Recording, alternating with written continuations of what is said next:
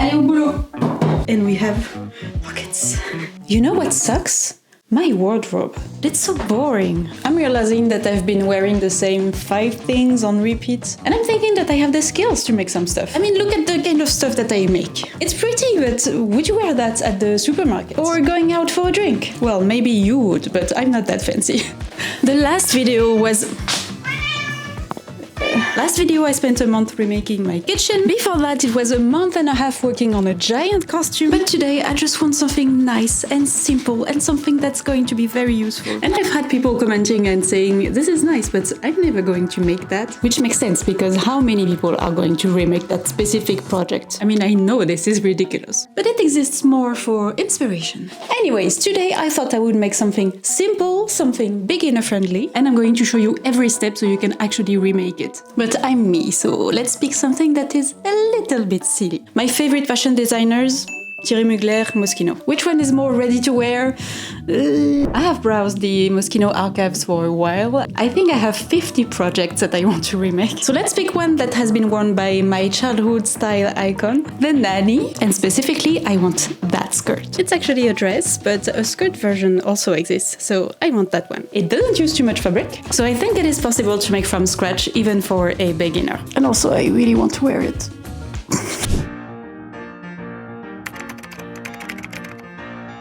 Let's create our own pattern, shall we? Allez au boulot! Center front, side seam, center back.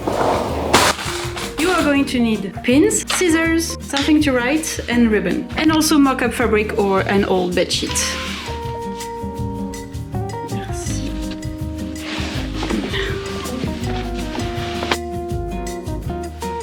We will pin this ribbon to decide exactly where are all the seams of the skirt. I'm using a woven ribbon, but you can do that with plenty of other different materials. What is very useful is that there is a strong contrast between your mannequin and the ribbon. Usually you will put the side seam not exactly at the side of your mannequin, but slightly towards the back. That way it's less likely to be visible when you are standing from the front. I'm going to make the waistline slightly below the waist, not too low. I'm going to add a little pocket. And the black part of the skirt should be here. Let me check the reference.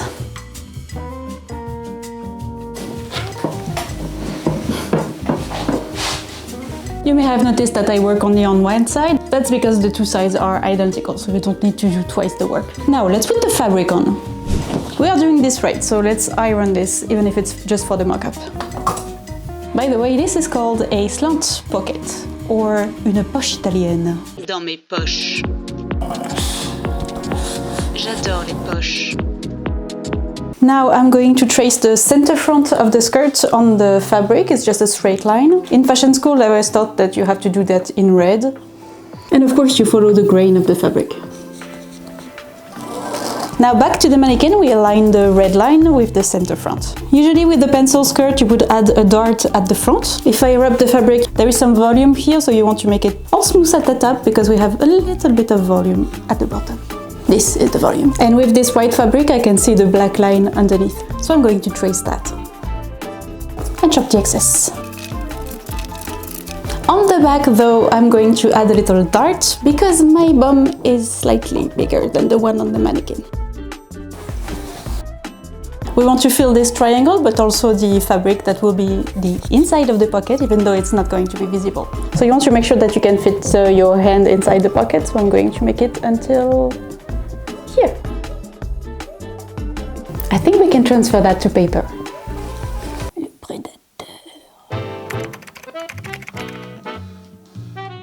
Now we can use my favorite tool, la roulette. This is a sharp one. We trace over every line using the roulette. Do not forget the notches, and then trace it with a pencil. Tracing the little notches is super important. They are the key to assembling your pieces together. With the Japanese ruler, you can start adding seam allowance all around your piece.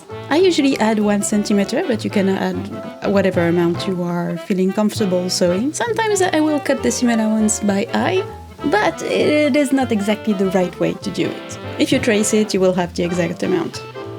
And of course we make sure that we label all the pattern pieces. You don't want to lose one, and if you want to use them years later, you might not remember exactly where they go. Trust me. Now with these pattern pieces, it will be very tempting to just start on constructing the skirt. But you know what we have to do. We have to. I know, this is hard, but we can do it. Let's make a mock-up! I'm cutting 2 of all the pieces with my trusty bedsheet. The assistant is making sure that I'm not forgetting to clip all the little notches. Let's assemble the mock-up. This is also the moment where we see all the mistakes that can potentially happen with the final fabric. Let's go! Let's go with the front and the pocket lining, which will be underneath. Let's assemble them together at the pocket line. I press them open, then fold it.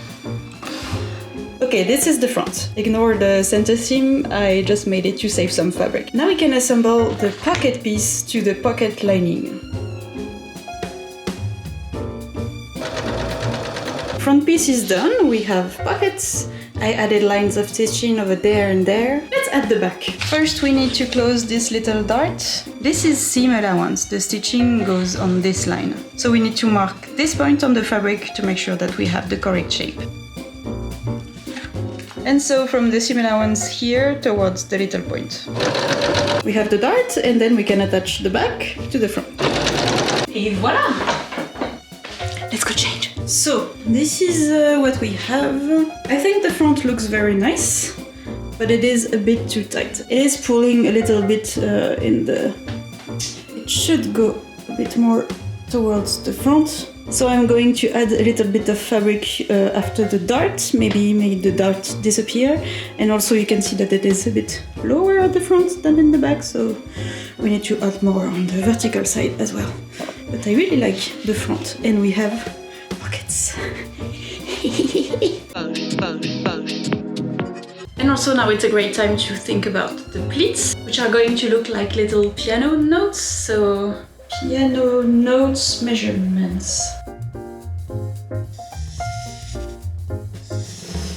Okay, so if I don't change the size of the key but I make this part a bit higher, I think the proportion works. And I don't have to reduce the size of the pockets, I'm just not going to attach them with the outer layer. Yeah, let's do that. We close this dart and add fabric at the bottom.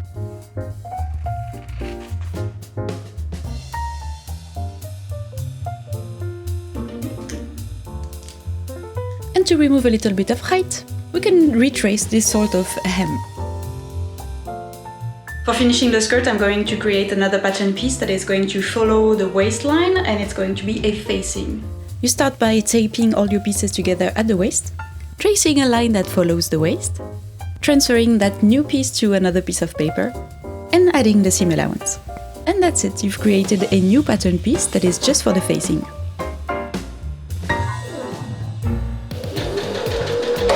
Are you sitting down like this? I know you are, I do it too. So when FlexiSpot reached out to me to send me one of their standing desks, I was like, yeah, I like your stuff. My partner and I both already have FlexiSpot standing desks.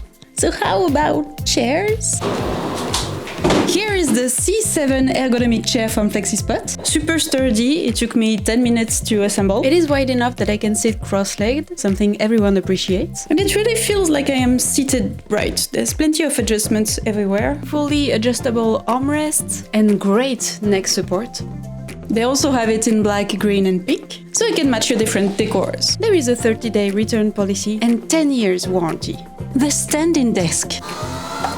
I honestly recommend it very much if you are spending so much time seated at your desk, like me. I am not a sport kind of person. And after 8 hours of editing, my back hurts. Is it because I'm getting older and that I'm not exercising enough? No, it is bad posture. Fun fact, I spend between 12 to 18 hours of editing per video, and I'm much faster than before. This is the E5 standing desk. I like that you can choose and program different heights for the desk depending on what you're doing. It could also work as a good crafting table for smaller spaces. You can change it from a desk to a cutting table, have your sewing machine on it, it's very sturdy. Changing position without thinking about it and interrupting my work has made my back pain disappear, and also kind of reduces distraction because I'm standing, I'm working, I'm active, I'm not like chilling and scrolling. But they have newer models with drawers and charging plugs. This could be very handy. It will be like a full workstation. So you can check the links for FlexiSpot right there in the description if you feel like upgrading your working space. So thank you so much to FlexiSpot for sponsoring this video, and now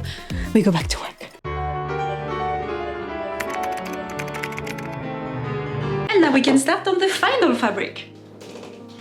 Blanc. Voilà. Milou. For the black we have two cotton blends and a wool. I'm leaning towards this one because it's a bit shiny, so it reminds me of an actual piano. This very thin wool will be very comfortable and behave better, but I think I prefer the shine of this one. Let me show you what this was leftover from. Check this out! Made it for my partner, obviously it's not the right size. Although, check out the lining! Let's go back to work. So we go with the shiny one, and for the keys, they are not actually white, they are off-white. So I have a silk leftover from a wedding dress that I made. This was so expensive. And this satin, which was not at all expensive. Did a little bit of testing to see how they behave when they are pleated. And I think this one will behave better. Plus it's more shiny, so it will go well with the shiny black. Just a little detail, I just made the pocket slightly bigger. I just added some volume at the bottom and just rounded the edges since it's not going to be attached to the rest. More practical. Sometimes this edge for the pocket, it gets a bit stretched out if you put your hands in your pocket often. So to give it more strength, I'm going to use a strong interfacing right there on this seam.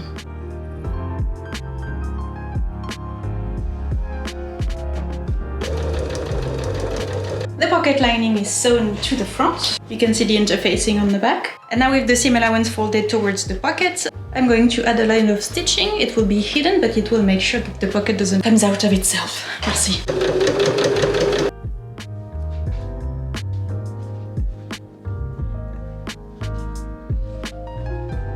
We can add the other side of the pocket to form the little bag.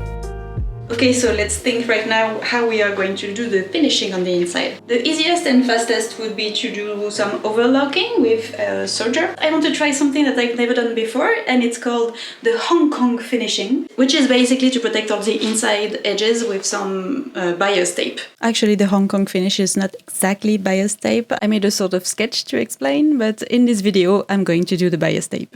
It's very close though. It is not going to be visible from the outside, but I think it's like very fancy. And I'm recreating couture, so... And I'm going to do it in a white bias. I want to see it very well from the inside. Let's go!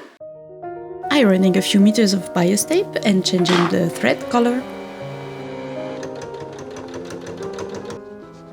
Okay, let's work on the back. It doesn't have a dart anymore, but I'm going to install an invisible zipper.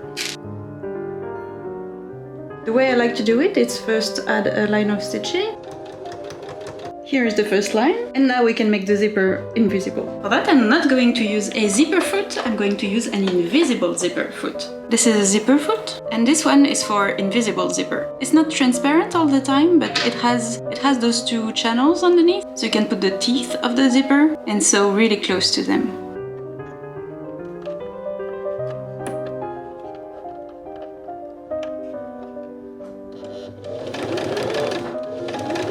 An invisible zipper is supposed to look exactly like any other seam. That's the invisible part. Let's finish these inside edges with the white bias again. So changing the thread again.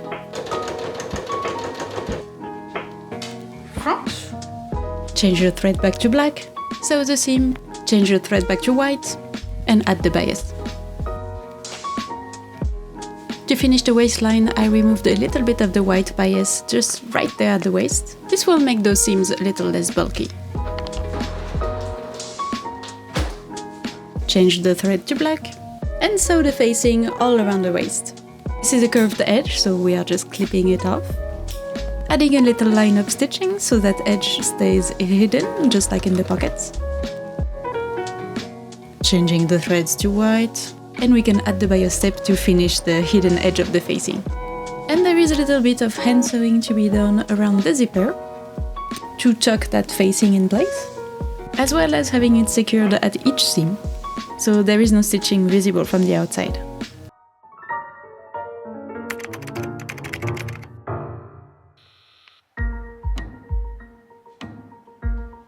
The keys are made of rectangle pleats, so it shouldn't be too complicated. I'm cutting a very long strip of the white fabric, around 3 meters, and we can make a very long folded hem. Okay, after 1 hour of trying different methods, I think I have it. I tried a little piece of cardboard to use as a template so I can make my keys and use them as appliques. But I forgot that I had this. This is to make bias tape and it's almost the right size. So I just have to make a long strip and chop all the black keys that I need, and I can just fold one of the sides and use it as an applique. I mark all the placement of the pleats. I'm trying to stay true to the actual measurements of a piano key. And we can fold them and pin them in place.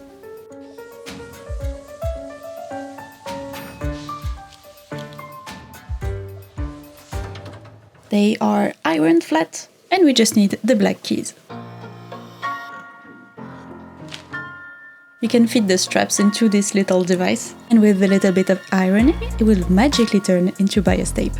New plan! The technique where I cut the strips of black fabric is working, but it still makes the note a little bit too bulky, and when I sew it, it's not looking great, but then I realize I have a little bit of ribbon left. Basically the same length. It's obviously perfectly straight and I can sew it really flat and really nice. And also I saw a technique on TikTok where to add appliques you use a glue stick. I really want to try that.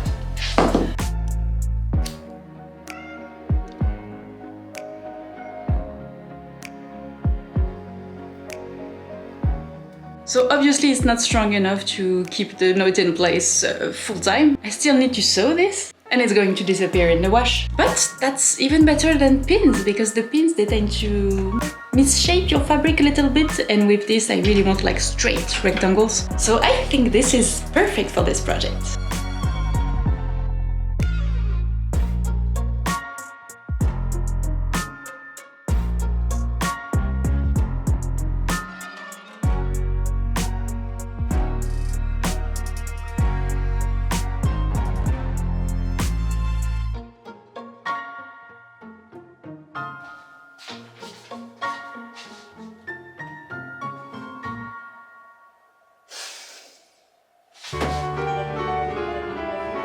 We can now attach the two big pieces together. I'm pinning the keys to the top part, being extra careful not to stretch the fabric. And as a final touch, I'm adding the bias tape, again all along those keys. This will protect the edges of the black fabric, the white fabric, and also the ribbon of the keys.